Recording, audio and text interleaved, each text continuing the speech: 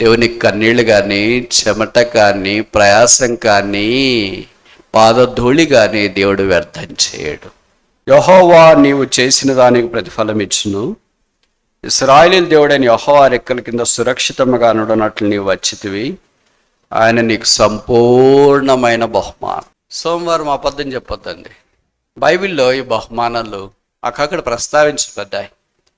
మీరు అనుమతిస్తూ ఒక 5 విషయాలు జ్ఞాపకం చేయాలని కోరుతున్నాను.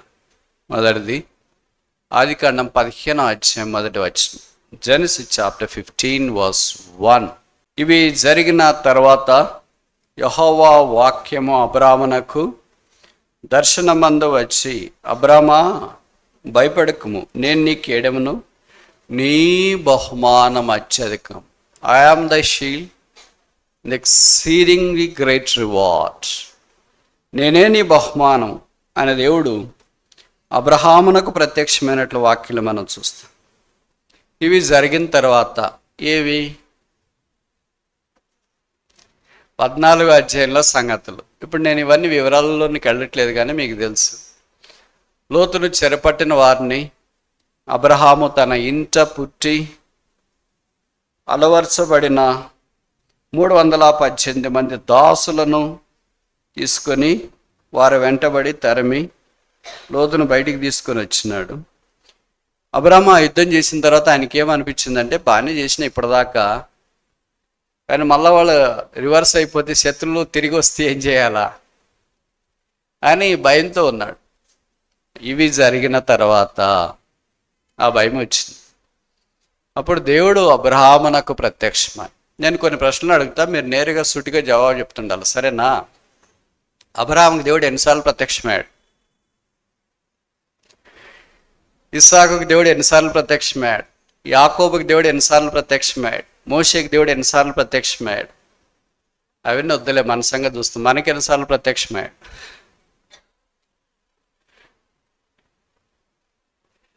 వారికి ఒకసారి ప్రత్యక్షమైతే వారి జీవితాలు పూర్తిగా మారిపోయినాయి. ఏ parabolic phenomenal change.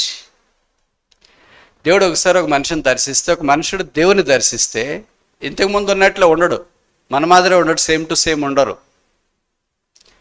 There is a colossal change. పరిపూర్ణంగా వారిలో మార్పు వస్తుంది. అలాంటి వారే దేవుని యొక్క ప్రత్యక్షత చూసిన వారు, దేవుని ద్వారా ఆ ప్రత్యక్షతలోనికి వచ్చిన వారు. దేవుడు అబ్రాహామును దర్శించినాడు. బైబిల్లో రాయబడింది, యెహోవా వాక్కు అబ్రహాము యొద్దకు వచ్చి, యెహోవా వాక్యం అబ్రహామునకు దర్శనమందు వచ్చి. యెహోవా వాక్యము వచ్చిన వారిలో బైబిల్లో రాయబడిన దాంట్లో మొదటి వ్యక్తి అబ్రహాము. లోతు యొద్దకు యెహోవా వాక్యం వచ్చినట్లు బైబిల్లో రాయబడలేదు. నేను చెప్పి మాటలు అర్థమవుతున్నాయి కదా. అబ్రహాం దగ్గరికి వచ్చి, లోతు కూడా నీతిమంతుడే, బైబిల్లో రాశారు ఆ మాట, కానీ ఆయన దగ్గరికి వాక్యం రాలేదు. అబ్రహాము దగ్గరికి వాక్యం వచ్చినట్లు బైబిల్లో రాయబడింది.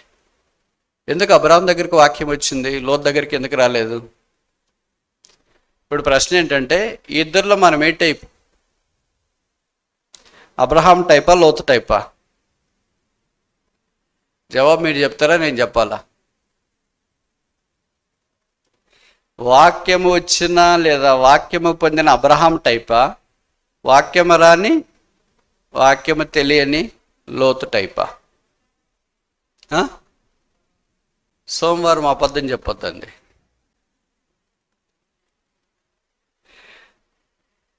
మనం ఆ టైపు కాదు, ఈ టైపు కాదు, మన టైప్ బైబిల్లో లేదు.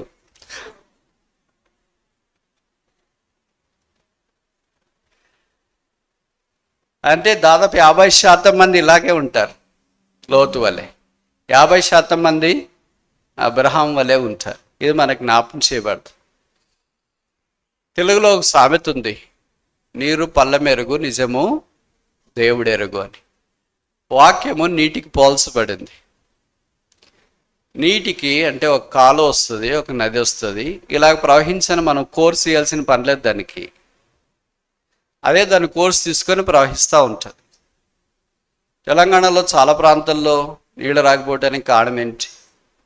ఆంధ్రాలో కూడా రాయలసీమలో నీళ్ళు రాకపోవటానికి కారణం ఏంటి? గోదావరిలో ఎటు చూసినా కనసూపు మేర నీళ్లు ఉండటానికి కారణం ఏంటి? Topography, geomorphology.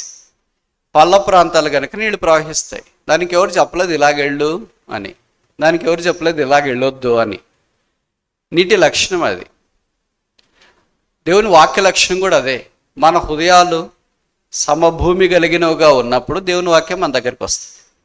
మన హృదయాల్లో రాళ్ళు, రప్పలు, కొండలు, గుట్టలు ఇవన్నీ ఎదురు తిరిగే స్వభావము, తిరుగుబాటు చేసే స్వభావము, తర్వాత అవిధేయత చూపించే స్వభావము, నేనే అనుకునే స్వభావము, లూసిఫర్ స్వభావము, ఇవన్నీ ఉంటే వాక్యం ఏదైతే డీటూర్ తీసుకుని పోతుంది, పక్కన నుండి వెళ్ళిపోతుంది. ఎందుకు పక్క నుండి వెళ్ళిపోతామని మనం ఒడ్డుగట్టలేము, దాని మార్గం. అలాగే అబ్రహాం దగ్గరికి దేవుని వాక్యం వచ్చిందంటే అబ్రహాం హృదయము దేవునికి చాలా తగ్గింపగలిగింది. ఇప్పుడు నన్ను కొన్ని ప్రశ్నలు అడగొచ్చా? యెహోవా వాక్యం వచ్చును అని బైబిల్ ఎంతమందిని గురించి రాయబడింది? బైబిల్ అక్కడ కొంతమంది దగ్గరికి ఈ మాట రాయబడింది, యెహోవా వాక్యం వచ్చాను, యెహోవా వాక్యం వచ్చిన వాళ్ళు మన మాత్రం లేరు. వాళ్ళు చాలా మారిపోయినారు. ఒక వచనం చూస్తామా? లూకాసు వార్త 3వ అధ్యాయం. Gospel according to doctor Luke chapter 3 verse 2. అన్నయ్యు కైపయు ప్రధాన యాజకులుగా ఉన్న కాలమున అరణ్యములో ఉన్న జకర్యా కుమారుడైన యోహాను వద్దకు డాష్ వచ్చెను. ఇలాంటి మాట నన్ను గురించి కూడా రాయబడితే ఎంత బాగుంటుందని నాకు అనిపిస్తుంది. అంతఃపురంలో ఉన్న వారి దగ్గరికి రాలేదు. హేరోదు, కైప ఇలాంటి వాళ్ళు అందరూ ఉన్నా. దేవాలయంలో ఉన్న యాజకులు, ప్రధాన యాజకుల దగ్గరికి రాలేదు వాక్యం. ఇక్కడ రాసిన స్పష్టంగా అరణ్యములో ఉన్నా. అరణ్యములో ఉండి యోహాను వలె వాక్యం సంపాదించింది మేళ, అంతఃపురంలో ఉండి వాక్యం పోగొట్టుకునేది మేళ? అన్నా కైప వీరి వలె ప్రధాన యాజకులుగా ఉండి వాక్యం లేకుండా ఉండేది మంచిదా? శరీరానికి సరైన వస్త్రాలు లేకుండా ఒంటి రోమాన్ని ధరించుకొని మిడతలు అడవి తేనెలు తిని వాక్యం పొంది అరణ్యంలో ఉండేది మేళ? సమాజంలో సమ్మిళితమైపోయి సోషల్ నెట్వర్క్లో పెనవేసుకొని ఉండి వాక్యం లేకుండా ఉండే వ్యక్తుల మేళ? సమాజానికి ప్రత్యేకంగా ఉంటూ ప్రభు కొరకై ప్రతిష్ఠించబడిన జీవితం కలిగి వాక్యం పొందిన వ్యక్తిగా ఉండేది మేళ? ఏమంటారు? మీ జవాబేంటి? ఎంత స్పష్టంగా రాశారు చూడు. అరణ్యములో ఉన్న జకర్యా కుమారుడైన యోహాను వద్దకు దేవుని వాక్యము వాక్యం వచ్చిన వ్యక్తి అంత సన్నబన్నగా ఉండడు. అందుకే ఆయన బయటికి వెళ్ళి వాక్యం ప్రకటించడం ఆరంభించినాడు. చీములు పుట్ట వల్లే వచ్చిన ఆయన వాక్యము మామూలు మాట టైపు కాదు, యూట్యూబ్లో చెప్పే వాళ్ళ టైపు కాదు, కార్పొరేట్ ప్రీచర్స్ టైప్ కూడా కాదు. మీరు రండి, మీ భాగాలు ఇవ్వండి, ప్రభు మిమ్మల్ని ఆశీర్వదిస్తాడు. ఆయన వాక్యం చాలా కట్టె కొట్టె తెచ్చే అన్నట్లుగా ఉంది. కాలము సంపూర్ణమైనది, దేవుని రాజ్యం సమీపించినది, మారు మనసు పొందుడి, సర్ప సంతానమా రాబో ఉగ్రత నుండి మిమ్మల్ని తప్పించిన వాడేవాడు. అలాగే వాక్యం చెప్తుంటే వాళ్ళని మనలాంటి వాళ్ళు పోయి బ్రదర్ అంత గట్టిగా చెప్పొద్దండి, వాళ్ళు బాధపడతారు, ఎందుకు మీరు సర్ప సంతానం అంటారు, దేవుని ప్రజలైన ఇశ్రాయేలీయులారా రండి రక్షణ పొందండి అని మెల్లగా చెప్తే వాళ్ళని వస్తారు బ్రదర్. కొంతమంది అన్న వస్తారు, మనం వాళ్ళకి ఐడి కార్డు ఇచ్చి వాళ్ళు స్కాన్ చేసుకుని లోపలికి వస్తారు, మనం వాళ్ళకి సవరణ ఏర్పాట్లు చేస్తే వాళ్ళు వస్తారు. మీరు సర్ప సంతానమా రాబో ఉగ్రత నుండి తప్పించుకునే వాడేవాడు, కాలం సంపూర్ణమైన దేవుని రాజ్యం సమీపించినది, మారు మనసు పొందనంటే ఎవరు వస్తారు బ్రదర్? వచ్చినారా రాలేదా? వచ్చినారా రాలేదా? బైబిల్లో చెప్పబడింది, ప్రజలు పాపం గురించి ఒప్పించబడిన వారే తండోపదండాలుగా ఆయన దగ్గరికి వచ్చిన. ఆయన పరిచర్యే అది. బాప్తిస్మ ఇచ్చేది ఆయన పరిచర్య. బాప్తిస్మ ఇచ్చేది పరిచర్య అంటే ఎవరు పరిచర్య ద్వారా రక్షణ పొందిన వాళ్ళకి ఆయన బాప్తిస్మ ఇట్లేదు. కొంతమంది ఇలాగుంటారు. 2 రకాలైన జీవులు ఉంటారు కదా మందిరాల్లో. ఒకరు ఏంటంటే కష్టజీవులు, రెండవది ఏంటంటే పరాన్న జీవులు. కష్టజీవులు అంటే వాళ్ళు కష్టపడతారు, వాళ్ళే ప్రార్థన చేస్తారు, వాళ్ళే చేతులు ఎత్తారు, వాళ్ళే ఆయా స్థలాలకు నడిచిపోతారు, కొంతమంది ప్రభు కొరకు వాక్యం చెప్పి సంపాదించుకుని వీళ్ళు కష్టజీవులు. పరాన్న జీవులు అంటే కొంతమంది ఇలాగ వచ్చిన వాళ్ళని మా దగ్గరికి రండి అని తీసుకుని వెళ్ళేవాళ్ళు పరాన్న జీవులు. మనం ఏ జీవులు? మొదటిదే రెండవదే? ఏది కాదా? కొంతమంది ఇట్టిట్టాడు ఏది కాదు. పరాణ జీవులు కాకపోయినా ఎలాగుండాలా? కష్టజీవులుగా ఉండాలని దేవుడు మనల్ని కోరుతున్నాడని వాక్యం మనకి జ్ఞాపకం చేస్తుంది. కనుక సరే, మన భాగంలోనికి రావడానికి ప్రయత్నం చేస్తాం. దేవుని వాక్యం వచ్చినాడు ఎలాగ మారినారు? వాక్యం మనుషులను మార్చేస్తుంది. అబ్రహామును మార్చి, అబ్రహాంతో దేవుడు అన్నాడు, నేను నీ కేడెమును నీ బహుమానమును వదులు. ఐ యామ్ దై రివార్డ్. మనమేమనుకుంటామంటే, ప్రభువా ఏ బహుమానం మాకు ఇస్తావు అని. ప్రభు ఏమన్నాడంటే, నేనే నీకు బహుమానం. అలాగంటే ఎలాగుంటుంది మనకి? ఏదో ఒకటి ప్రభు ఉద్యోగం. అబ్రహం కావాల్సింది ఇప్పుడు ఏం బహుమానం కావాలా? 127వ కీర్తనలో ఉంది కదా, 3-4 వచనాల్లో, గర్భఫలము యెహోవా ఇచ్చు, అది కావాలి ఆయనకి. కానీ దేవుడు ఏమంటున్నాడంటే, నేనే నీ బహుమానం అంటున్నా. దీన్ని అబ్రహాం ఏమన్నాడు? పర్వాలేదులేనే. మనం కూడా దేవునికి చాలా ప్రార్థన చేస్తాం అనుకో, ప్రభు అది కావాలి ఇది కావాలని. అన్ని భౌతికమైన అక్కర్లే, నేనున్నాను కదా ఇంకెందుకు ఇవన్నీ అని అన్నాడు అనుకో, ఏమంటావు? సరేలే ప్రభు, ఆకాశమందు నీవు నాకుండగా. నేను చెప్పనది మీరే చెప్పండి, ఎందుకంటే నాకు అంత అనుభవం లేదు మీ అంతా. మనం ఏం చెప్తామంటే, ఆకాశమందు నీవు ఉండగా లోకంలోది కూడా నాకు కావాలా.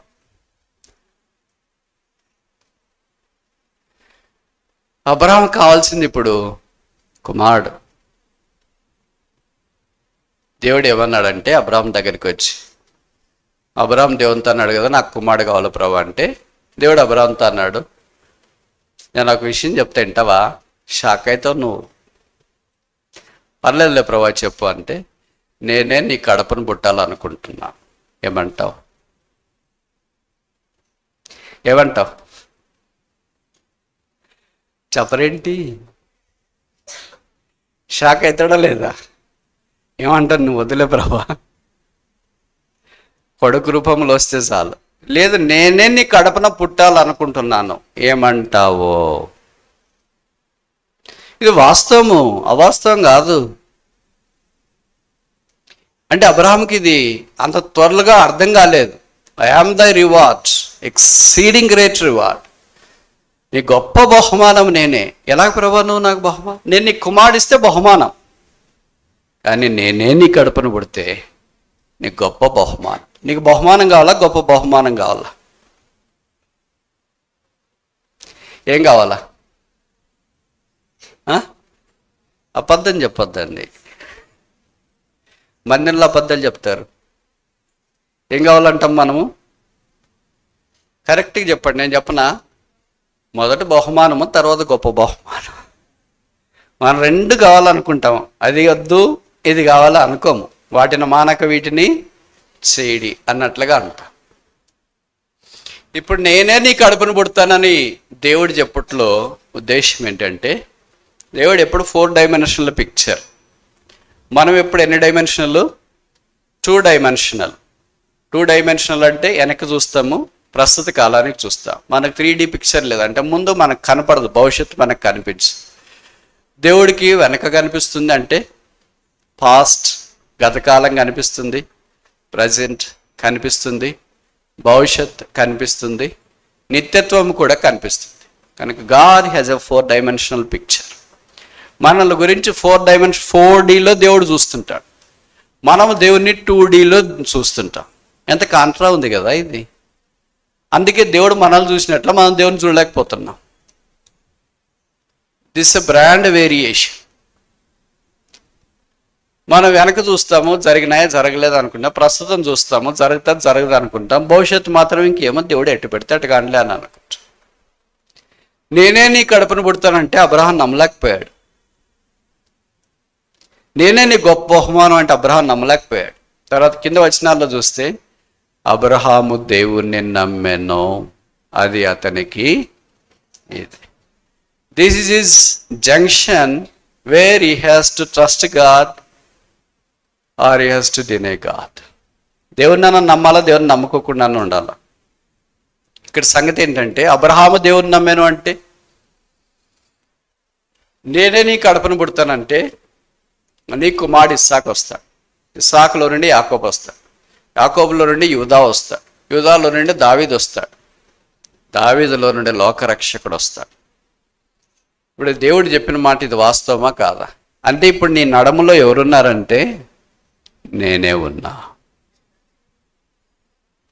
ఒక పాట కూడా ఉంది అనుకుంటే, అది మనకు వస్తుంది రాదు. నేనే ఉన్నా వాడాన నిన్న అద్వితీయ ప్రభువుని ఆరాధింప.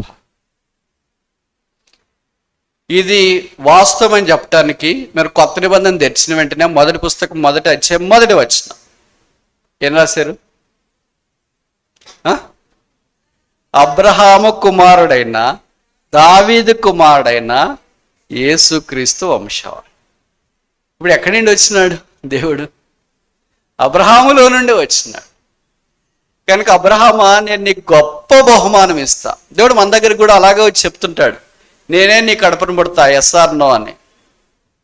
అది మరీ టూ మచ్ అయిపోతుందేమో ప్రభా, నాకు ఏదో ఉన్నది ఉంటే చాలే అని అనుకుంటాం. కానీ దేవుడు మనల్ని బహుమానంతో కాదు, గొప్ప బహుమానంతో ఆశీర్వదించాలని కోరుతాడు. ఎలాంటి వారికి ఇదంటే, లోతు దగ్గరికి పోలేదు దేవుడు ఈ వాక్యముతో, కేవలం అబ్రహాం దగ్గరికి వచ్చినాడు. Reward for success. 14వ అధ్యాయంలో విజయం పొందిన వారికి 15వ అధ్యాయంలో బహుమానం. శత్రు మీద విజయం, సాతాను మీద విజయం. అందుకే కొలస్సీ పత్రికలో ప్రధానులను అధికారులను నిరాయుధులనుగా చేసి శిలువ చేత పట్టి తెచ్చి బాహాటముగా వారిని వేడుకకు కనపరిచింది. యేసు ప్రభు ద్వారా శిలువను బట్టి మనం విజయం పొందిన ఆ విజయోత్సవంలో పాలు పొందుతున్న వారికి Christ is the exceeding great reward. క్రీస్తే ఒక గొప్ప బలమైన బహుమానం. రెండోది చూస్తామా? Ruth chapter 2 verse 12. యెహోవా నీవు చేసిన దానికి ప్రతిఫలం ఇచ్చును, ఇశ్రాయేలు దేవుడైన యెహోవా రెక్కల కింద సురక్షితముగా నుడనట్లు నీవు వచ్చితివి, ఆయన నీకు సంపూర్ణమైన బహుమానం. పదాలు ఎలాగ వాడబడుతూ వచ్చినాయి చూడండి. మొదటిది ఏంటి? Great reward. ఇక్కడేంటి? కంప్లీట్ రివార్డ్, సంపూర్ణమైన బహుమానం. సరే, మనం ఇది చూడక మునుపు అంతకుముందు ఒక ఆయన బహుమానం పొందినాడు, అది చూస్తామా మరి? హెబ్రీ పత్రిక 11వ అధ్యాయం, హెబ్రీ చాప్టర్ 11 verse 26. హెబ్రీ 11:26. తెలుగులో 24-25 కలిసి 26 కలిసిన నేను చదువుతాను. మోషే పెద్దవాడైనప్పుడు విశ్వాసం బట్టి ఐగుప్తు ధనం కంటే క్రీస్తు విషయమైన నింద గొప్ప భాగ్యమని ఎంచుకొని అల్పకాల పాపభోగం అనుభవించటం కంటే దేవుని ప్రజలతో శ్రమ అనుభవించటం మేలని యోచించి ఫరో కుమార్తె యొక్క కుమారుడని అనిపించకుండా ఒప్పుకోలేదు. ఏలైనగా అతడు ప్రతిఫలముగా కలుగబోవు బహుమానమునందు దృష్టి ఉంచింది. దేవుడు మోషే దగ్గరకు వచ్చి మోషేకి బహుమానం ఇవ్వాలని సంకల్పించాడు. మనకు తెలుసు కదా, మోషే మూడో బిడ్డగా వారింట్లో జన్మించినాడు. 11వ అధ్యాయము హెబ్రీ పత్రిక చూసినప్పుడు విశ్వాస వీరుల చరిత్ర, హాల్ ఆఫ్ ఫేమ్, అంత గొప్ప భక్తులు అక్కడ ఉన్నారు. ఈ భక్తులలో ఏ భక్తుని యొక్క తల్లిదండ్రులను గూర్చి తల్లిదండ్రులు అని చెప్పబడలేదు, ఒక మోషేని గురించి మాత్రమే చెప్పబడింది. మిగతా వాళ్ళ గురించి ఎందుకు చెప్పబడలేదు? అబ్రహాంతో ఆఫ్ కోర్స్ ఉన్నారు వాళ్ళు, ఇస్సాకు, యాకోబు, వీళ్ళంతా వాళ్ళ తండ్రి అని మనం అర్థం చేసుకుంటాం. అంటే ఇస్సాకు తండ్రి అబ్రహాము, యాకోబు తండ్రి ఇస్సాకు, ఇలాగ మనం అర్థం చేసుకుంటాం. కానీ తల్లిదండ్రులు అనే మాట ఒకే ఒక వ్యక్తికి మాత్రమే వాడబడింది 11వ అధ్యాయంలో. ఆ వ్యక్తి ఎవరు? మోషే. మోషే తల్లిదండ్రులు కూడా ఎలాంటి వాళ్ళు? దీన్ని బట్టి ఏమర్థమవుతుంది? విశ్వాస వీరులు. 2 రకాలు కదా మనము. మొదటి రకం ఎవరు? విశ్వాసులు. రెండవ రకం ఎవరు? వీరులు. విశ్వాస వీరులు. మనం మొదటి రకమా రెండో రకమా? అలసిపోయారా? సరే, మీరు అలసిపోయారు చెప్పరంటే నేనే చెప్పుకొని పోతా. ఎందుకు అడుగుతామంటే వాక్యం మీద మీ మనస్సు లగ్నం చేయటానికి ఇది చిరు ప్రయత్నం. మన విశ్వాసులమా విశ్వాస వీరులమా? విశ్వాసులమా? వెరీ గుడ్, బాగానే చెప్పినారు, పర్వాలేదు. కానీ బైబిల్లో అవిశ్వాసి అని కూడా దేవుడు సంబోధించినాడు. అల్ప విశ్వాసుల శిష్యుల గురించి అన్నాడు, అల్ప విశ్వాసులారా ఎందుకు సందేహపడతారు. తోమా దగ్గరికి వచ్చి ప్రభు అన్నాడు పునరుత్థానమైన తర్వాత, ఏమన్నాడు? విశ్వాస వీరుడా నీ చెయ్యిటి చాపు, నువ్వు రేలిటి పెట్టు అన్నాడా? ఏమన్నాడు? అల్ప. మరి విశ్వాసులు అంటున్నారు మీరు. అంటే విశ్వాసం దగ్గరికి రావాలంటే ఎన్ని మెట్లు మనకు కనిపిస్తాయి చూడండి. మెట్టుకు మోషే ఈ విశ్వాస విషయంలో తల్లిదండ్రుల యొక్క విశ్వాసాన్ని పుణికి పుచ్చుకున్నవాడై, కీర్తనలో చెప్పబడింది కదా, నేను తల్లి యొద్ద స్తన్యపానం చేయించుండగా నీవే కదా నాకు నమ్మిక పుట్టించితివి.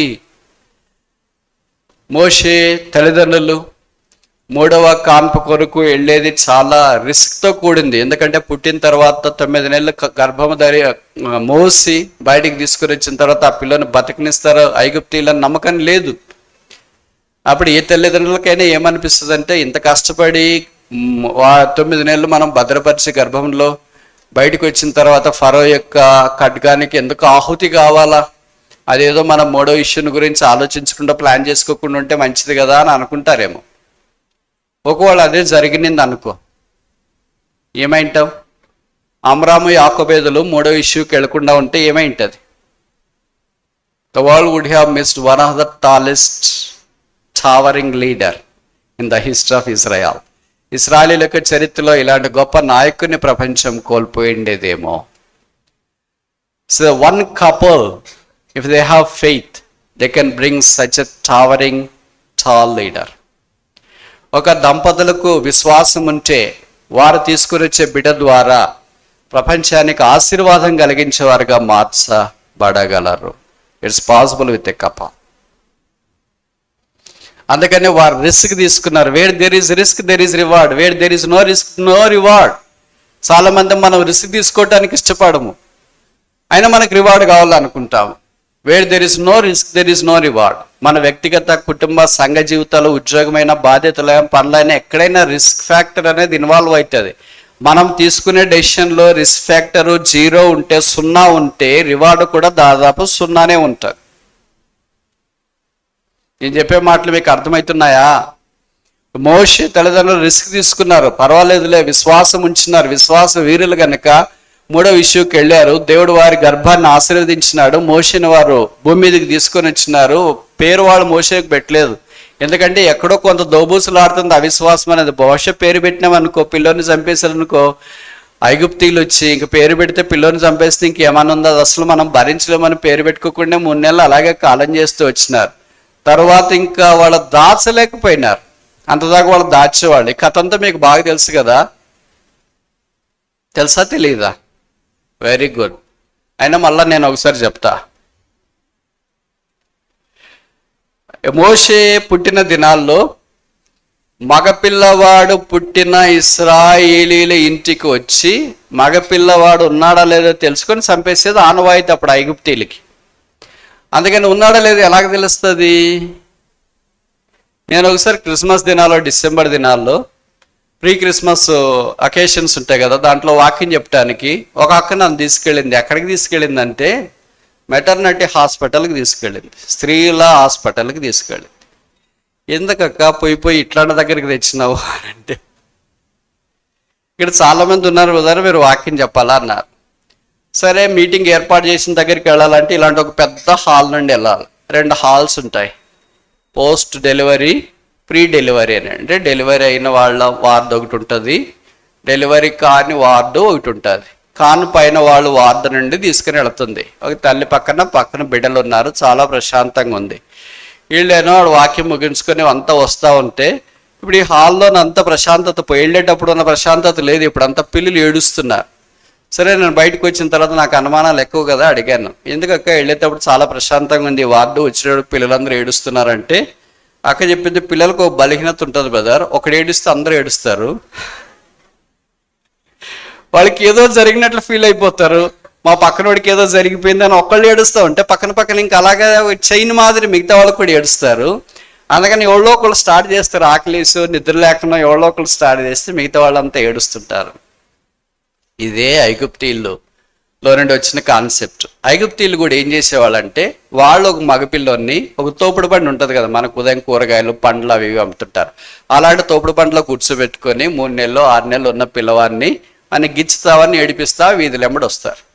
వాడు ఏడుస్తూ ఉంటే వాడి ఏడుపు విని మీరు ఎక్కడో మోషలు అంటోని 3 నెలలు 2 నెలలకు దాచింటారు కదా, ఆడేం చేస్తాడంటే ఏడుపు క్యాచ్ చేసి ఏడవడం ఆరంభిస్తాడు. ఏడిస్తేనే ప్రూఫ్ ఉంటుంది, ఇట్లా ప్రూఫ్ ఉండదు కదా, బయట వాళ్ళకి వినిపిస్తుంది. ఓహో పలానా ఇంట్లో పిల్లోడు ఏడుస్తు, మనకు కూడా తెలుసు కదా, మన ఇంటి పక్కన ఏడుస్తూ ఉంటే ఓ ఇంట్లో చిన్న పిల్లోడు ఉన్నాడు అని అనుకుంటా, ఏడవకుండా దగ్గుతూ ఉంటే ఓహో ఇంట్లో ముసలోడు ఉన్నారు అని అనుకుంటా. ఇవన్నీ సిమ్టమ్స్, నాకంటే మీకు బాగా తెలుసు అనుకుంటా. కనుక దీన్ని బట్టి ఏడుస్తూ ఉంటే ఇంట్లో చిన్నపిల్లలు ఉన్నారంటారు, లోపలికి ప్రవేశిస్తారు. మీ ఇంట్లో చిన్నపిల్లడు లేడండి మా ఇంట్లో అంటానికి లేదు, ఇందాక వినిపించినారు కదా, శబ్దం వచ్చింది కదా, నువ్వు అమ్మాయినన్నా చూపించాలి, ఏడ్చే అమ్మాయిని చిన్నపిల్లని. ఇంకా అమ్మాయి లేదు మీ ఇంట్లో, అంత అబ్బాయే ఉన్నాడు. మిగతా అహరోన్ కానీ మిరియాము కానీ పెద్దోళ్ళు అయిపోయారు, వాళ్ళు ఏడ్చే స్థితి దాటిపోయింది. కానీ భోషన్ తీసుకెళ్తారో వాళ్ళు కళ్ళెదుటే కరెక్ట్గా ఇంటి దగ్గరే 2 భాగాలు చేసేసి వెళ్ళిపోతారు. ఏ తల్లిదండ్రులు భరిస్తారు ఈ దుష్కార్యం? అలాగే చేసేవాళ్ళు. కనుక అది జరగక మునిపే 3 నెలలు అయిపోయిన తర్వాత ఇంక మా చేత కాదనుకొని ఒక జమ్మపేట తయారు చేసి నైల్ నదిలో వదిలేసినారు. మీకు తెలుసు కదా, నైల్ నది ముస్లింలకు ఫేమస్, ప్రసిద్ధి. ఐగుప్తులోని నైల్ నది ప్రపంచంలో చాలా పొడవైన నది, అమెజాన్ తర్వాత అదే ఉండొచ్చు. అది దాదాపు ఆఫ్రికా ఖండంలో 6 దేశాల గుండా, రాష్ట్రాల గుండా కాదు, దేశాల గుండా ప్రవహించి వస్తుంది. అలాంటి నదిలో ఒక పిల్లని వదిలేస్తే ఎక్కడ పోతాడు? ఇంకేమైనా ఉందా? ఎంత విశ్వాసం ఉండాలి వారికి. మన ఇంట్లో మనం తాళపు చెవులు పెట్టుకుంటేనే మనం గుర్తుపట్టుకోలేము, మొబైల్ పెట్టుకుంటేనే అడుగుతూ ఉంటాం పిల్లల్ని, మొబైల్ ఎక్కడ పెట్టానురా నేను అని. ఓసారి రింగిరా, వాళ్ళ రింగిస్తాడు, ఆ భార్యనో భర్తనో అక్కడ ఇక్కడ సైలెంట్లో పెట్టింటే ఎక్కడ పెట్టినారో అన్ని చూసుకొని మొత్తానికి అది మన దగ్గరే ఉంటుంది, జోబులోనే అక్కడ బ్యాగ్లోనో. మన దగ్గరుండేదే మనకు దొరకటానికి ఇంత కష్టమైతే నైల్ నదిలో జమ్మపెట్లో వదిలేస్తే ఇంకేమైపోతాడు? అలాంటి మోషేను వాళ్ళు అలాగ వదిలేస్తే బైబిల్లో రాయబడింది నిర్గమకాండము 2వ అధ్యాయంలో. అప్పుడే దేవుని టైమింగ్ ఎలాంటి పర్ఫెక్ట్గా ఉంటుంది చూడండి. ఫరో కుమార్తె అక్కడికి స్నానం చేయటానికి వెళ్ళింది. ఏమి వాళ్ళకి ఇళ్ళు ఉండవా, వాష్రూమ్లు ఉండవా, అక్కడ చేయటానికి కుదరదా? అక్కడికి ఎందుకు వెళ్ళింది? This God's perfect timing. నది అంటే ఎంత పెద్దగా ఉంటుంది, ఎంత పొడవు ఉంటుంది. ఇప్పుడు గోదావరి ఉంది అనుకోండి, ఎక్కడో నాసిక్లో ఆరంభించబడి ఎక్కడో కృష్ణా దగ్గర అటు వెళ్ళి కలుస్తుంది కదా, అదేంటి గోదావరి దగ్గర ఏడుపాలై కలుస్తుంది కదా, రాజమండ్రి దగ్గర బంగాళాఖాతంలోనికి. మరి ఈ నది పొడవు ఇంత పొడవు ఉంటే ఎక్కడైనా స్నానం చేయొచ్చు కదా, ఎక్కడైనా జమ్మ పెట్టి కొట్టుకొని పోవచ్చు కదా. కరెక్ట్ ఆమె స్నానం చేసి ఆ ఈ దినాల్లోనైతే ఘాట్లు కట్టింటారులే, కనుక అనుకూలంగా ఉంది. ఆ దినాలకు ఘాట్లు లేవు, ఏమి లేవు కదా. కరెక్ట్ ఆమె అక్కడికే వెళ్ళింది స్నానం చేయటానికి. ఆమె స్నానం చేసిందో లేదో బైబిల్లో రాయలేదు, కానీ ఆమె మనసు ఆ జమ్మపెట్ట మీద పడింది. అందుకని ఆమె పక్కనున్న చెలికత్తెలు పిలిచి ఏంటమ్మా అది వెళ్ళి తీసుకురండి అని అంటే వెళ్ళి తీసుకొని వచ్చినారు. బైబిల్లో రాయబడింది, ఆ పెట్టె తెరవగా ఆ పిల్లవాడు ఏడ్చుచుండెను. That simple tears has broke the dark history of the people of Israel. ఇశ్రాయేలు 430 సంవత్సరాల బానిస బ్రతుకులో మగ్గిపోతున్నవి. విమోచన కొరకై జంబుపెట్టెలో ఉన్న 3 నెలల మాంసపు ముద్ద కన్నీళ్లను దేవుడు వాడుకుంటూ వచ్చినాడు. దేవునికి కన్నీళ్లు కానీ, చెమట కానీ, ప్రయాసం కానీ, పాదధూళి కానీ దేవుడు వ్యర్థం చేయడు. ఆ బిడ్డను చూసిన వెంటనే ఆమె మనసు ఎలా కరిగిపోయిందో మనకు తెలియదు. ఆ పిల్లవాడు ఏడ్చుచుండగా, దేనికి ఏడ్చాడు?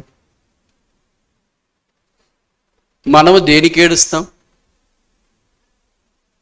బర్త్డే నాకు బట్టలు తీసుకురాలేదు, ఐఫోన్ తీసుకురాలేదు, బండి తీసుకురాలేదు, వాషింగ్ మిషన్ తీసుకురాలేదు, ఫ్రిడ్జ్ తీసుకురాలేదు, డబుల్ డెక్కర్ తీసుకురాలేదు, కారు తీసుకురాలేదు, బంగారం తీసుకురాలేదు, ఎండి తీసుకురాలేదు. ఏమో నా బతుకంతా ఇలాగ అయిపోయింది. మా ఇంట్లో అట్లే ఉంది, పెళ్లి చేసుకుని వచ్చినా కూడా ఇట్లే ఉంది, తర్వాత మారుతుందని కూడా నాకు నమ్మకం లేదు, అంతా ఇట్లా అయిపోతుంది. ఏడుస్తూ ఉంటాను. నాకు చాలా సిగ్గేస్తుంది. వీళ్ళకి ఎంత అంధత్వములో ఉన్నారు. How blind they are.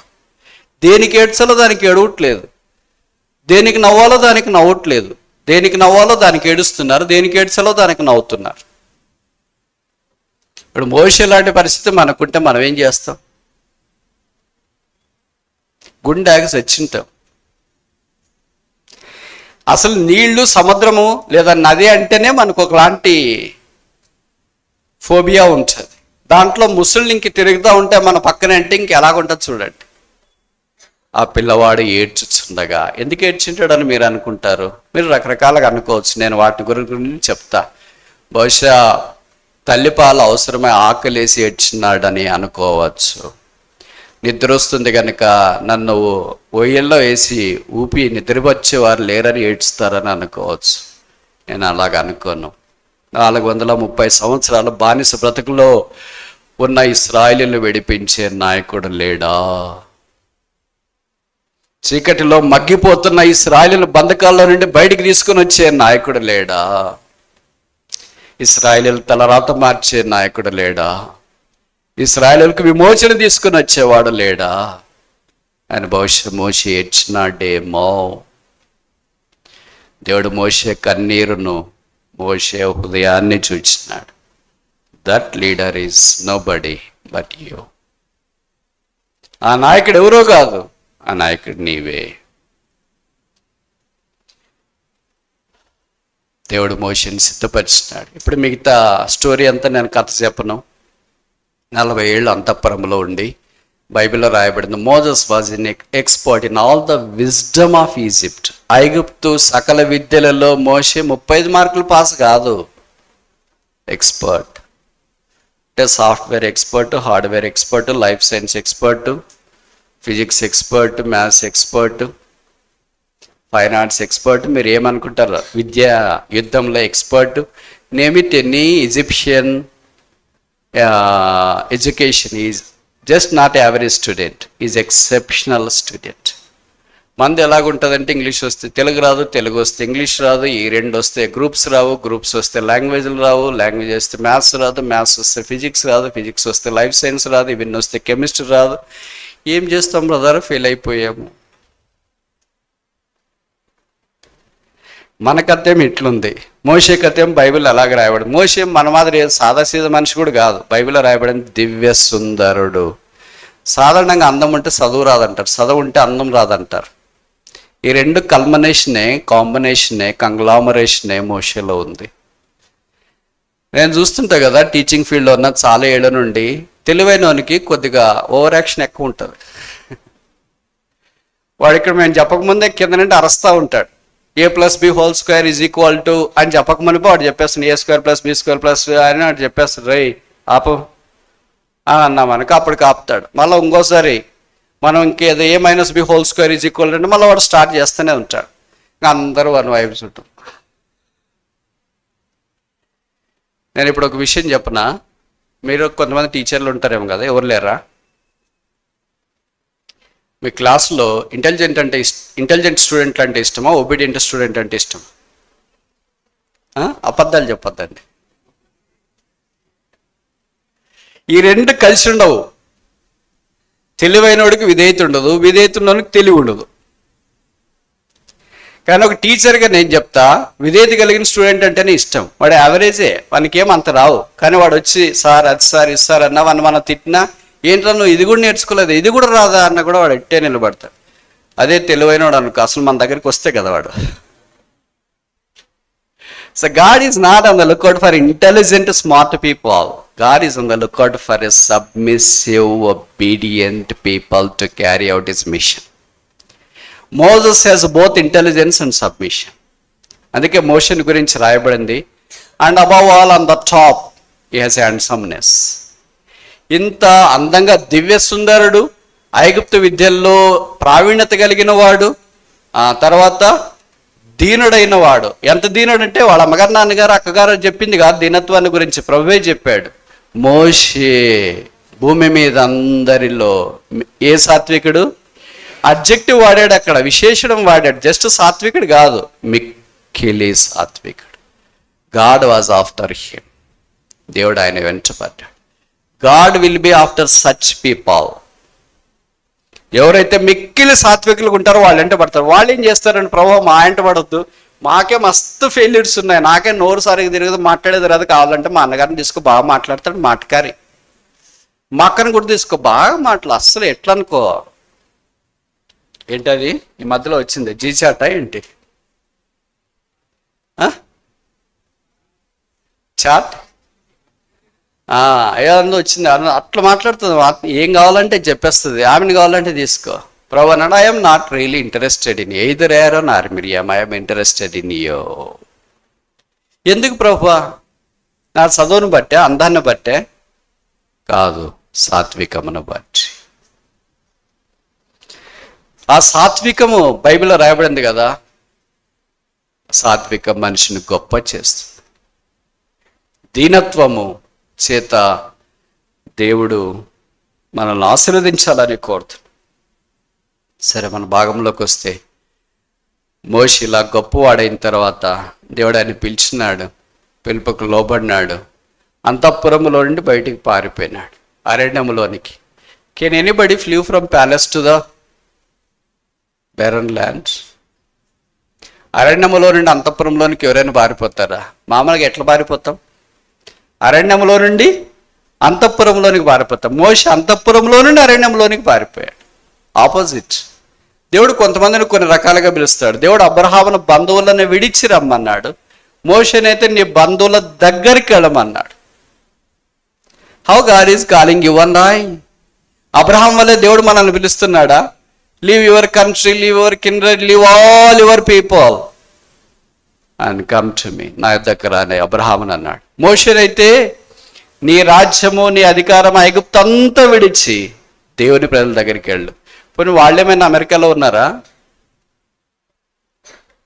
బైబిల్లో రాయబడింది వారి కష్టాలు, వారి ఇబ్బందులు, వారి మిక్కిలి శ్రమ. అలాంటి శ్రమలోనికి ఎవరైనా వెళ్తారా?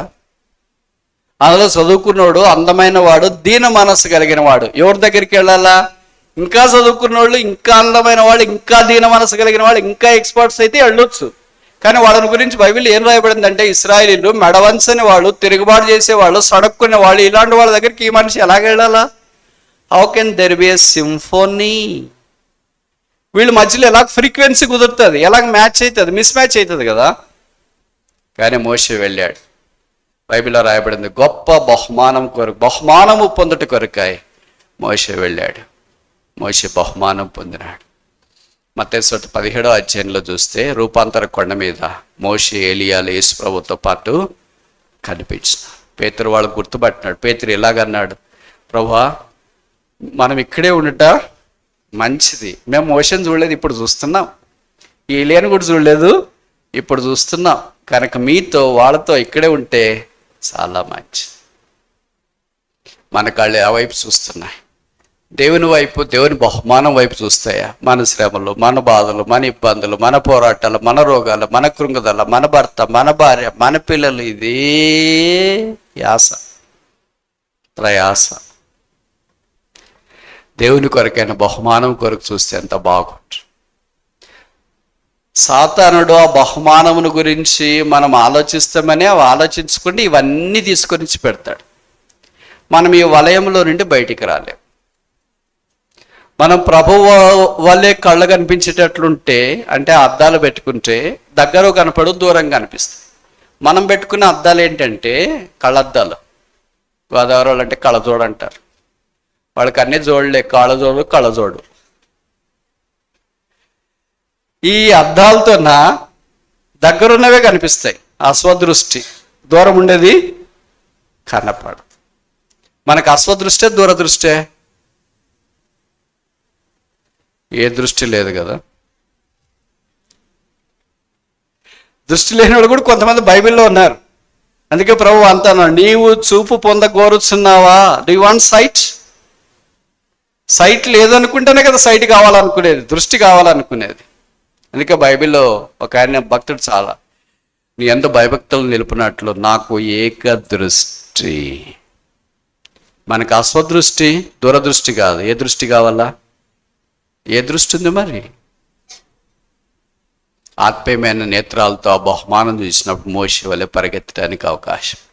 చాలా మందికి చిన్న చిన్న విషయాలు అభ్యంతర పడిపోతుంటారు. పలానా సేవకుడు నన్ను ఇలాగన్నాడు, పలానా వాళ్ళు ఇలాగన్నారు, పలానా బ్రదర్ ఇలాగన్నారు, పలానా సిస్టర్ ఇలాగన్నారు, ఇంక నేను రాను బ్రదర్, సత్యదాకా రాను బ్రదర్, సచ్చిన తర్వాత ఎవరైనా తీసుకెళ్తే వాళ్ళ ఇష్టం బ్రదర్.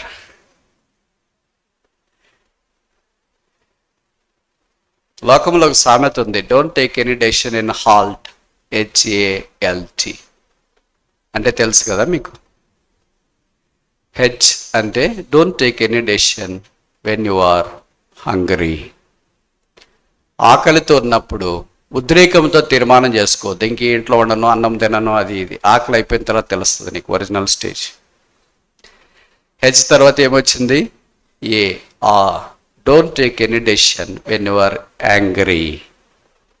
కోపంతో ఉన్నప్పుడు ఏ తీర్మానము చేయొద్దు. ఇంక పోను, ఇంక చదవను, ఇంక మాట్లాడను, ఇంక చూడను, ఇంక వెళ్ళను, ఇంకా చేయను. ఇవన్నీ కోపం ఉన్నప్పుడు చేయొద్దు. సాధారణంగా మనకి ఇదే ఎక్కువ వస్తుంటుంది కదా, ఏది? కోపం. సూర్యుడు ఉన్నంత కాలమే ఉండి సూర్యుడు అయిపోయిన తర్వాత మళ్ళీ మనం కూడా రాజీపడాలంటే, అలాగే రాజీపడిన వాళ్ళు చాలామంది ఇక్కడ కూర్చుని ఉన్నారు. భార్య భర్తలు మాట్లాడని వాళ్ళు ఇక్కడ కూర్చుని ఉన్నారు, అన్నదమ్ములు మాట్లాడిన వాళ్ళు ఇక్కడ కూర్చుని ఉన్నారు, సిబ్లింగ్స్ తోబుట్టోళ్ళు మాట్లాడని వాళ్ళు కూర్చుని ఉన్నారు, బ్రదర్స్ మాట్లాడని వాళ్ళు కూర్చున్నారు, సిస్టర్స్ మాట్లాడని వాళ్ళు కూర్చున్నారు. ఎవరికేం పెద్ద హాని జరగలేదు. యోసేపుకి జరిగినంత హాని ఎవరికేం జరిగిందా? యేసు ప్రభువుకి జరిగినంత హాని ఎవరికైనా జరిగిందా? లేదు. మరి యోసేపు తన అన్నలతో మాట్లాడలేదు, రే మీరు నన్ను వేసేసారు, గోతిలోకి అమ్మేశారు, ఇప్పుడు నేను మీతో ఏం మాట్లాడాలా? మాట్లాడటానికి మాటలు కూడా రావు మిమ్మల్ని చూస్తుంటే, ఒకళ్ళని తీసుకొని చెరసాలు వేయాలని అనిపిస్తుంది. యోసేపు చేయొచ్చు, అది పాత నిబంధన కాలము, ధర్మశాస్త్రం కూడా లేదు, ఏం చేసినా చెల్లిపోతుంది. ఇప్పుడు కొత్త నిబంధన కాలం అయితే ఏదోలే అనుకోవచ్చు, కానీ పాత నిబంధన కాలం ఏమి చేసినా చెల్లిపోతుంది. కానీ యోసేపు అలాగే చేయలేదు. మీకు తెలుసు కదా యోసేపు జీవితంలో ఎన్నిసార్లు ఏడ్చినాడని రాసినారు. నేను చెప్పే మాటలు మీకు అర్థమవుతున్నాయా? కొన్నన్నా 30 సంవత్సరాలకు యోసేపు ప్రధానమంత్రి అయ్యాడు. 110 సంవత్సరాలకు యోసేపు నాకు తెలిసి చనిపోయాడు అనుకుంటా. 80 సంవత్సరాలు ప్రధానమంత్రికి ఎవరైనా ఉంటే చేయొద్దండి. ఎక్కడైనా అమెరికాలో కూడా ప్రెసిడెంట్గా ఉండాలంటే 2 టర్మ్సే, 4+4, 4+4 అంటే 8 ఏళ్ళు అయిపోయిన తర్వాత ఆయన రావాల్సిందే కిందకి. మన భారతదేశంలోనైతే సత్యదాకా ఉండొచ్చు ఓట్లు వేస్తే, కానీ మరి అంతకాలం కూడా ఉండరు కదా. యోసి 80 సంవత్సరాలు మనం ఇదే చెప్పినాం అనుకో, అయ్యో ఎంత సంపాదించింటాడు కదా, చెడ్డ తలంపులు కదా, మనం ఎప్పుడు నెగిటివ్గా ఆలోచిస్తాం. ఆయన సంపాదించలేదు, సంరక్షించినాడు. సంపాదించేవాళ్ళు వేరే, సంరక్షించేవాళ్ళు వేరే. వాళ్ళ నాన్నగారు చనిపోయిన తర్వాత అన్నోళ్ళు వచ్చి, నాన్నగారు చనిపోయారు, ఇంక నువ్వు మమ్మల్ని చంపేస్తావేమో అని భయపడుతున్నారంటే యోసేపు చెప్పిన మాట ఏంటి? భయపడకుడి, నేను మిమ్మను మీ పిల్లలను పోషించదు.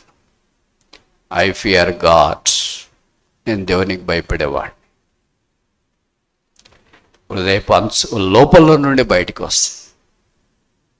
నేను ఒక సంగతి చెప్పనా, ఒక సామెత తెలుగులో, మనిషికి మనిషికి దూరం ఎంత?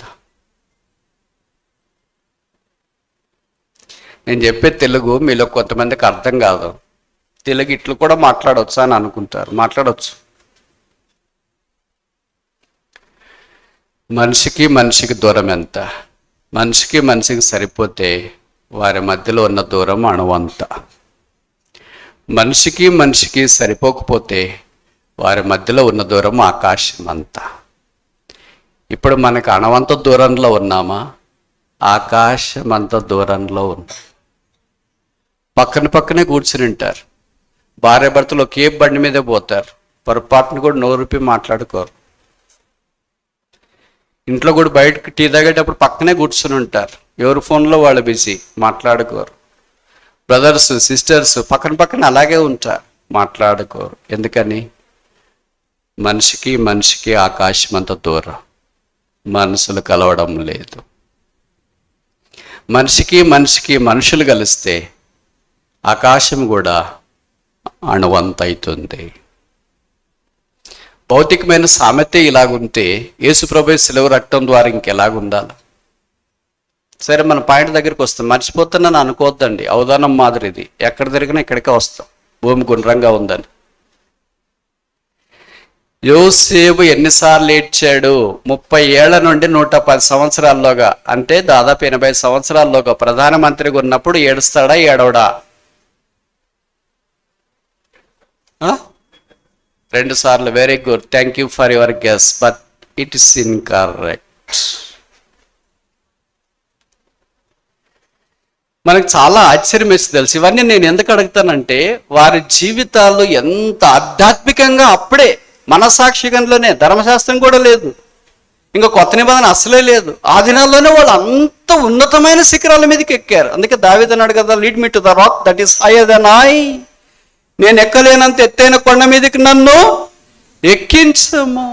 అలాగ వాళ్ళు ఎక్కిపోయారు అంతే. క్షమాపణ అనే శిఖరానికి, ఆత్మీయత అనే శిఖరానికి, ఆధ్యాత్మిక అనే శిఖరానికి, ఏ శిఖరమైనా సరే ఉన్న పాటని అలాగే ఎక్కిపోయారు మౌంటనీర్స్. భగత్ సింగ్ గారు రాస్తారు కదా 40 డేస్ని, 40 పర్వత శిఖరముల గురించి రాస్తూ 40 రోజులకి ఒక్కొక్క పర్వతం ఎలాంటిది అనేది చాలా సంగతులు యెషయా గ్రంథాన్ని ఆధారం చేసుకుని రాశారు. వాళ్ళకి పర్వతాలే నివాస స్థలాలు. పక్షిరాజు అక్కడే ఉంటుంది, కాకి ఇళ్ళ దగ్గర ఉంటుంది. మనం పక్షిరాజులా కాకులా? ఇట్లా చెప్తే ఒక దగ్గర అన్నారు, పక్షిరాజు కాదు కాకి బ్రదర్, పిట్టలు అన్నాడు. ఎంత తెలివైన వాడు చూడు మీలాంటి వాళ్ళు. పిట్టలు కూడా ఇక్కడే తిరుగుతాయి కాకులు కాకపోయినా, కానీ పర్వతం మీదకి వెళ్ళలేవు. పర్వతాన్ని మీదకి పక్షిరాజులు మాత్రమే వెళతాయి. 30 సంవత్సరాల్లో యోసేపు ఏడవటానికి చాలా సందర్భాలు వచ్చినాయి, కానీ బైబిల్లో యోసేపు ఏడ్చినట్లు ఒక్కసారి కూడా 30 ఏళ్లలోకి రాయబడలేదు. చూడండి, వాళ్ళు అన్నోళ్ళు పట్టి చెరసాల్లో వేసినప్పుడు, అదేంటి గోతిలో వేసినప్పుడు ఏడుపు రావాలి కదా. ఎట్లాంటి వాడికైనా ఏడిపిస్తుంది. మీరు 10 మంది కలిసి ఒకరిని పట్టి వేసేది గొప్ప సంగతిరా? డాడీ రాని చెప్తాను నేను, మీ సంగతి అంతా చూపిస్తా అని అనొచ్చుగా, కోపమైన రావచ్చుగా, ఏడిపోయిన రావచ్చుగా, కానీ అలాగ రాలేదు. ఏడ్చినట్లు వాక్యంలో లేదు. యోసేపును బయటికి తీసి వ్యాపారస్తులకు అమ్ముతూ ఉంటే ఆమెతప్పుడని ఏడుపు రావచ్చుగా, మీ చేతులే నన్ను పట్టుకున్నాయి, మీ చేతులే నన్ను తోడుకొని వచ్చిన తమ్ముడు అంటే అలాగ చూసుకుంటారు, అంత బాగా చూసుకున్నారు, ఇప్పుడు నన్ను అమ్మేస్తున్నారా, చేతులు ఎలాగ వస్తున్నాయి? ఏడవలేదు. ఐగుప్తులోనికి వెళ్ళాడు, పొతీఫర్ భార్య ద్వారా శోధించబడి చెరసాల్లోనికి వెళ్ళాడు. చెరసాలకు పంపిస్తున్నారు, ఎక్కడున్నాడు, ఎక్కడైపోతే? ఏడవలేదు. చెరసాల్లో నుండి బయటకు వచ్చినాడు, ఏడవలేదు. ప్రధానమంత్రి అయ్యాడు, ఆనంద బాష్పాలు రాలేదు. పెళ్ళి ఆశనతో ఏడవలేదు. పెళ్లి జరిగిన తర్వాత ఆమె అడిగింది, ఏమండి మీ నాన్నగారు అమ్మగారు అందరూ ఎలాగో మీ తోబుట్టులండి. Don't ask my background, I have only one ground, holy ground అని చెప్పాడు. ఏం అడగలేదు. మామూలుగా మాట్లాడతారు కదా, మీ నాన్నగారు ఎక్కడ, మీ అమ్మ ఎక్కడ, మీ తమ్ముళ్ళు ఎక్కడ, మీరు ఎంతమంది పుట్టారు, మీరు ఎన్నవాడు, మిమ్మల్ని బాగా చూసుకున్నారు లేదా, మీరు పట్టించుకున్నారు లేదా, ఇదే కదా వాళ్ళు అడిగేది. ఎలాగైనా విసుకొచ్చేదాకా అడుగుతారు. నువ్వు ఒకసారి తిట్టిన తర్వాత మళ్ళీ మానేస్తారు, ఇది రిపీట్ అవుతూ ఉంది. ప్రశ్నల వర్షం. సహోదరులకి మీరు ఏమనుకోద్దండి, వాస్తవాలు చెప్తా. మీకు ప్రశ్నించాలనే మనసు ఉంటుంది, ఎందుకంటే ఆ వ్యక్తి మీకు చాలా పరిచయం కనుక, లేకపోతే ఆ వ్యక్తి మీ వాళ్ళు కనుక. అవతల వ్యక్తికి ఏముంటుందంటే ప్రశ్నలు అంటే అలర్జీ. ఎక్కడికి వెళ్ళావంటే ఎక్కడ లేని కోపం వస్తుంది. ఏమి చేస్తున్నావు అని అంటే ఎక్కడ లేని కోపం వస్తుంది. సో మీకేంటంటే ఆ ప్రశ్నలే కావాలా. This a conflict. యోసేపును కూడా భార్య ఎలాగ ఎన్ని అడిగిందో మనకు తెలియదు, కానీ యోసేపు ఏడ్చినట్లు నాకు తెలిసి బైబిల్లో 7 సార్లు 7 times. మొదట ఎప్పుడు ఏడ్చినాడు తెలుసా?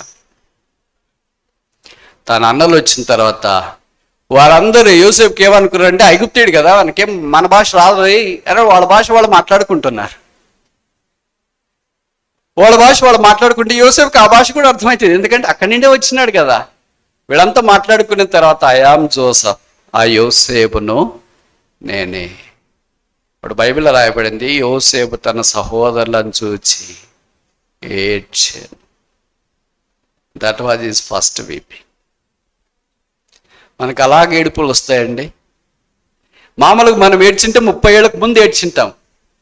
ఆ గోతులు వేసినప్పుడు, అమ్మినప్పుడు, చెరసల్లోనికి వెళ్ళినప్పుడు, నా బతికి ఎలాగైపోయింది, ఇట్లా అయిపోయింది, ఇక నేను ఇంతే ఇంతే అంతే ఇంతే అని అనుకుంటాం, కానీ అప్పుడు ఏడవలేదు.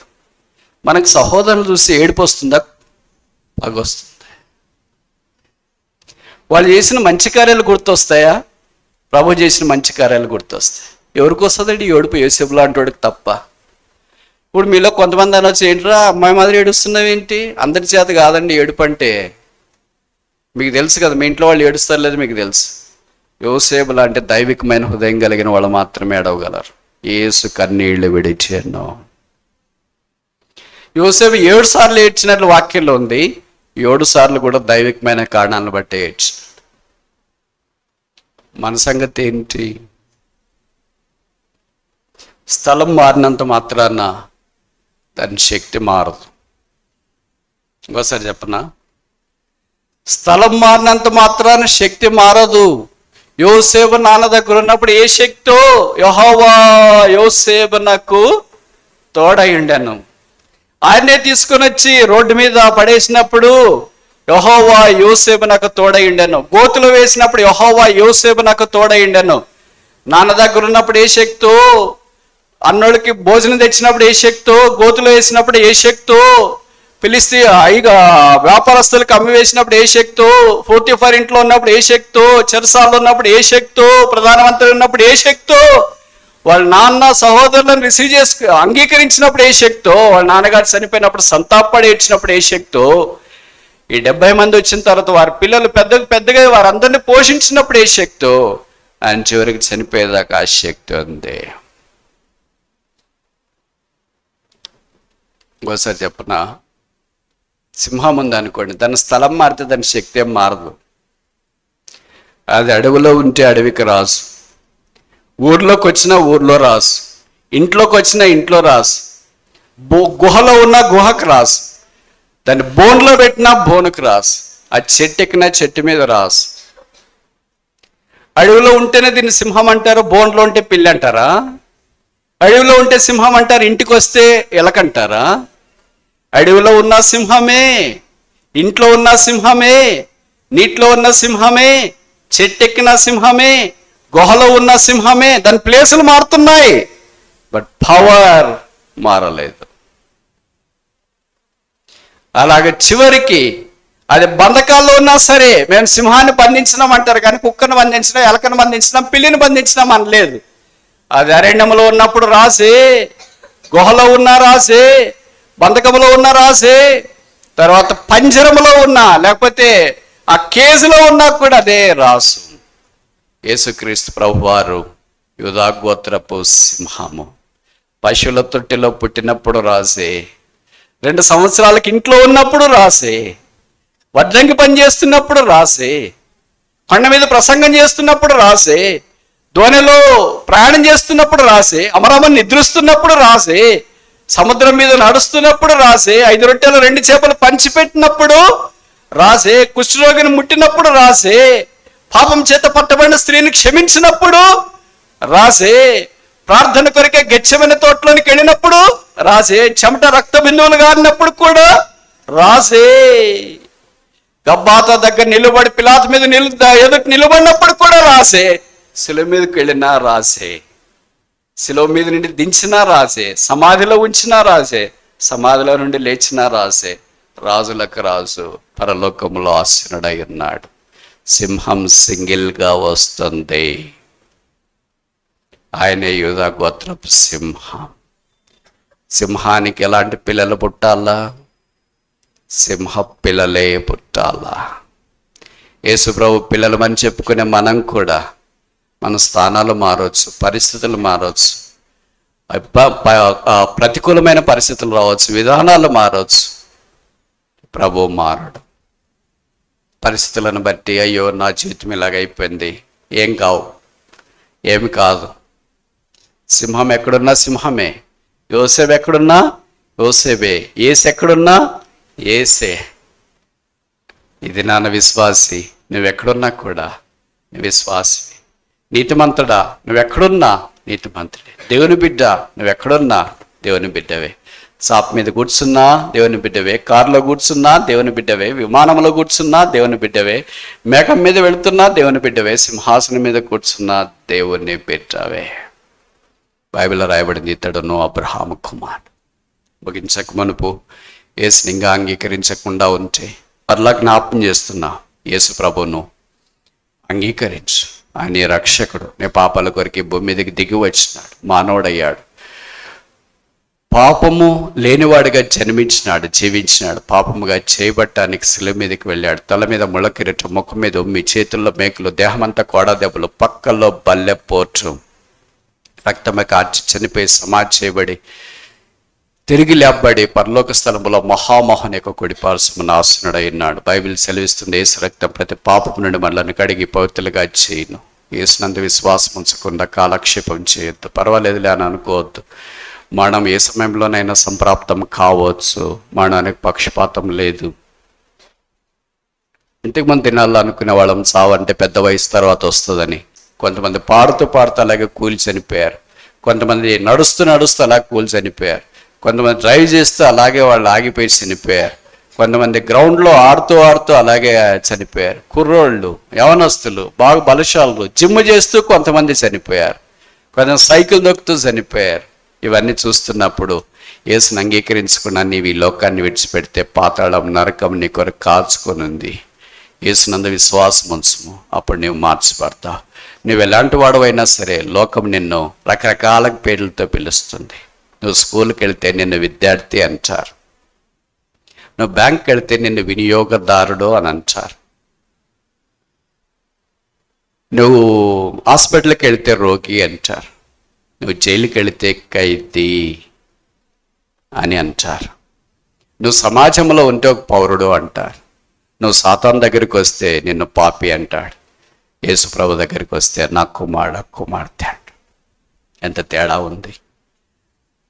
లోకం యొక్క దృక్పథం వేరే. లూకాసు వార్త 19వ అధ్యాయంలో జక్కయ్యని యేసుప్రభు కలుసుకున్నాడు. అప్పుడు యేసుప్రభు జక్కయ్యతో అన్నాడు, జక్కయ్య, make haste, come down, today I must abide at the house. త్వరగా దిగు, నేడు నేను నీ ఇంట ఉండవలసి ఉన్నది. అప్పుడు జక్కయ్య ఇంటికి యేసుప్రభు పోతుంటే పక్కన వాళ్ళు అనుకున్నాడంటే, ఈయన పాపి అయిన మనిషిని యొద్ద బస చేయ వెళ్ళుచున్నాడని సణగొకొని. జక్కయ్య ఎవరు సమాజానికి? పాపి. ఆ తర్వాత కింద వచ్చిన యేసుప్రభు జక్కయ్యని గురించి ఏమన్నాడు? ఇతడునో అబ్రహాం. జక్కయ్య ఎవరు యేసుప్రభు దృష్టికి? అబ్రహాము కుమారుడు, రక్షణ పొందినవాడు. సమాజానికి నీవెవరు? పాపి. యేసుప్రభు దృష్టిలో నువ్వెవరు? దేవుని కుమారుడు. సమాజంలో పాపిగా అలాగే ఉండిపోతావా? దేవుని కుమార్తె కావాలని కోరుకోవట్లేదా? ఇతడునో అబ్రహాము కుమారుడు. ఎందుకు అబ్రహాము కుమారుడు అయ్యాడు? కింద రాసినారు, నేడు ఈ ఇంటికి రక్షణ వచ్చి. ఈ దినమును రక్షణ పొందితే దేవుని కుమార్తె అవుతా. నీ జవాబేంటి?